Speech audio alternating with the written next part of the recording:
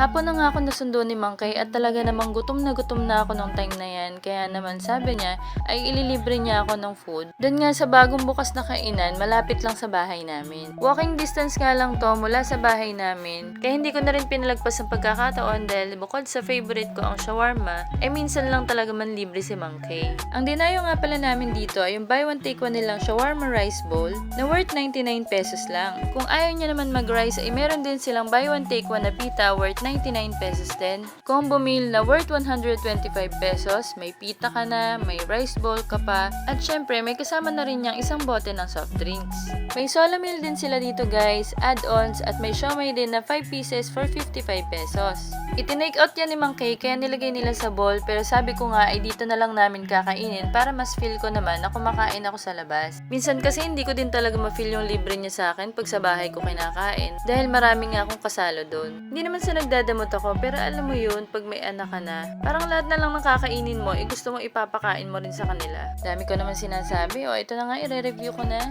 So ito na nga siya, super meaty, super saucy. Masos kasi. Sakto lang din yung dami ng gulay niya. Medyo maanghang nga lang pero talagang ang sarap guys. Ang sarap nung sauce niya, hindi tinipid. Yung meat marami din. At sa 99 pesos, Diyos ko, dalawa na yan. Dalawa na rin kayong mabubusog. Ito nga pala yung itsura niya pag ida-dine in nyo.